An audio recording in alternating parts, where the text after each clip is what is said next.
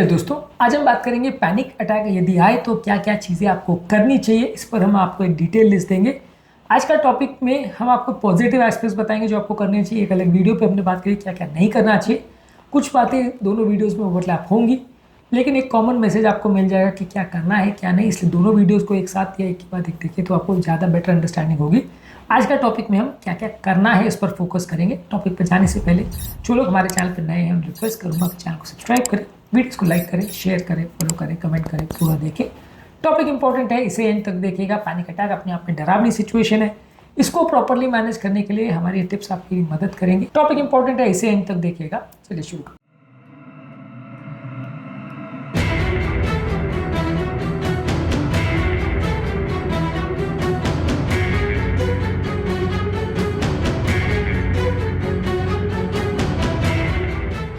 सबसे पहले अपनी ब्रीदिंग पर फोकस करिए और गहरी गहरी सांस लीजिए। इसमें 4-7-8 मेथड यूज करिए। 4 सेकंड तक गहरी सांस अंदर लीजिए, 7 सेकंड तक उसको होल्ड करिए और 8 सेकंड में धीरे धीरे करके निकालिए। यानी धीरे धीरे गहरी सांस लेना है, उसको 7 सेकंड तक होल्ड करना है, निकालना है और स्लो तरीके से। तो ये आप करेंगे तो आपका सेंसेशन रिलैक्स होंगे, आपको ज़्यादा अच्छा लगेगा।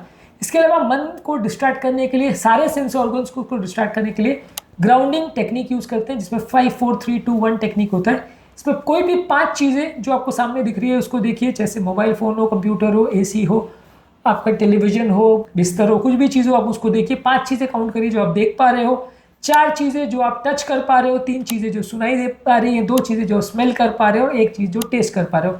ये इसका एक बेसिक कारण ये है कि आप अपने सारे सेंस ऑर्गन्स को, यानी कि आपकी आंखें, नाक, कान, मुंह, सबको आप उससे आइसोलेट करने की कोशिश कर रहे हो पैनिक अटैक से, जिससे कि आपका कंट्रोल खुद पर आ जाएगा। तो इसको कोशिश करिए। इसके अलावा खुद को काम करने के लिए ये चला जाएगा, मैं ठीक हूँ, मैं कंट्रोल हूँ, मैं सेफ हूँ, ये मंत्र को बार बार बोलते रहिए, या कोई एक्चुअल मंत्र का उच्चारण भी कर सकते हैं, इससे आपको अच्छा लगेगा। प्रोग्रेसिव मसल रिलैक्सेशन टेक्निक का फॉलो कर सकते हैं। हेड टू टो या टो टू हेड अपने एक एक मसल को रिलैक्स करने का प्रयास करिए, मेडिटेशन करने का प्रयास करिए, इससे फायदा मिलेगा। कोई चीज़ ठंडी हो उसको पीजिए, ठंडा पानी या पेय पदार्थ लीजिए और ठंडे चीज़ों को चेहरे पर डाल सकते हैं। कोई भी कोल्ड सेंसेशन वाली चीज़ें आपको बेटर महसूस कराएगी। गर्म चीज़ों को उस टाइम मत पीजिए या गर्म चीज़ों को मत अपने चेहरे पर डालिए, तो उससे आपको उल्टा सेंसेशन एक्टिवेट होंगे, बुरा लगेगा। ठंडी चीज़ें का प्रयोग कर सकते हैं खाने के लिए या चेहरे पर छिड़कने के लिए। इसके अलावा अपनी बॉडी को शेक करिए, चलना फिरना चालू करिए, स्ट्रेचिंग एक्सरसाइज करिए, जंपिंग एक्सरसाइज करिए।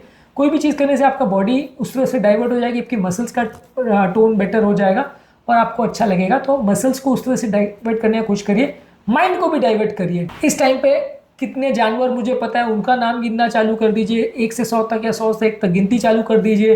कोई काम करने वाला म्यूजिक सुनना चालू कर दीजिए, गाइडेड मेडिटेशन करना चालू कर दीजिए। कोई अच्छी खुशबू जैसे लेवेंडर, पेपरमिंट, यूकेलिप्टस है, ये चीज़ों को सूंघने का प्रयास करिए, ये आपके मन को भी शांत करते हैं। ये सारी चीज़ें करिए।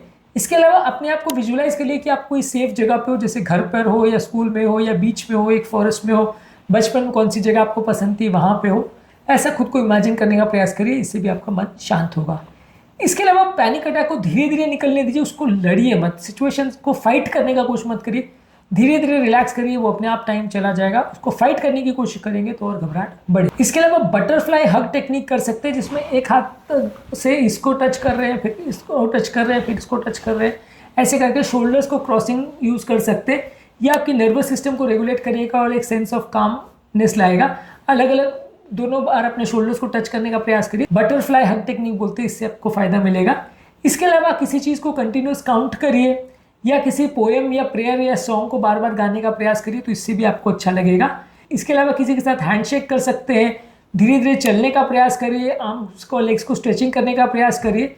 हल्का मूवमेंट करने से भी आपको फायदा मिलेगा। इसके अलावा अगर आपके पास कोई स्ट्रेस बॉल है तो उसको आप दबा सकते हैं, या इसके अलावा एक कोई भारी कंबल वगैरह हो तो उसमें बॉडी को स्टफ कर सकते हैं, या अगर कोई पेट जानवर आपके पास हो तो उसको हग कर सकते हैं। कोई आपका स्पाउस या आपकी गर्लफ्रेंड या बॉयफ्रेंड या कोई भी ऐसा हो जो उससे आप प्यार करते हो तो उसको हग कर सकते हैं, तो इससे आपको थोड़ा काम मिलेगा, एक सेंस ऑफ कंफर्ट मिलेगा।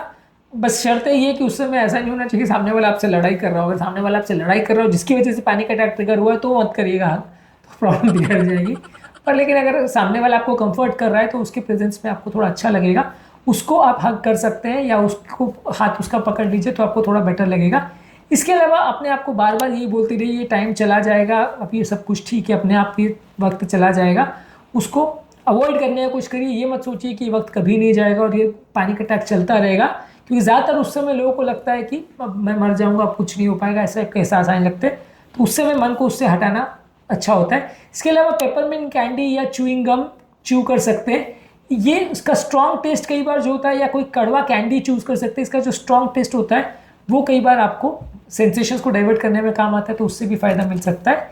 इसके अलावा कोई चीज़ को जोर जोर से पढ़ने का प्रयास करिए, कोई बुक को, कोई ग्रोसरी लिस्ट को, कोई पोएम को जोर जोर से पढ़ने का प्रयास करिए, तो इससे भी मन डाइवर्ट होता है। या कोई भी कैटेगरी में कोई भी चीज़ का नाम लेना चालू कर दीजिए। कितने जानवर पता है, कितनी सिटी पता है, कितनी मूवी के टाइटल पता है, ये सारी चीज़ें आपके ब्रेन को एक इमोशनल स्टेट से हटा करके एक लॉजिकल स्टेट में ले आती है, जिसमें कि पैनिक अटैक को आप अवॉइड कर सकते हो।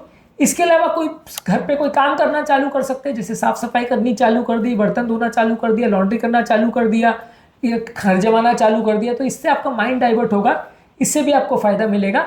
इसके अलावा आप गाना गाना चालू कर सकते हैं या गाना सुनना चालू कर सकते हैं, इससे भी आपका नर्व एक्टिवेट होगा, वेगस नर्व एक्टिवेट होगा और इससे भी आपको अच्छा लगेगा। इसके अलावा फिंगर्स को आप एक रिदम में टैपिंग भी कर सकते हैं, जैसे कोई गाना आप गुनगुना रहे हो और उसका तबला बजाने की आप कोशिश कर रहे हो, तो फिंगर टैपिंग करने से भी आपको अच्छा महसूस होगा। इसके अलावा कोशिश करिए इमेजिन करने का कि आप बादलों पे हो, बादलों में बहे जा रहे हो, या क्लाउड्स को इमेजिन करने की कोशिश करो। ये भी आपके सेंसेशन को डाइवर्ट करेगा। मतलब ऑब्वियसली इस तरह के हर व्यक्ति में कुछ वर्क करेगा, किसी में कोई चीज़ और वर्क करेगी, वो अलग अलग लोगों में होता है।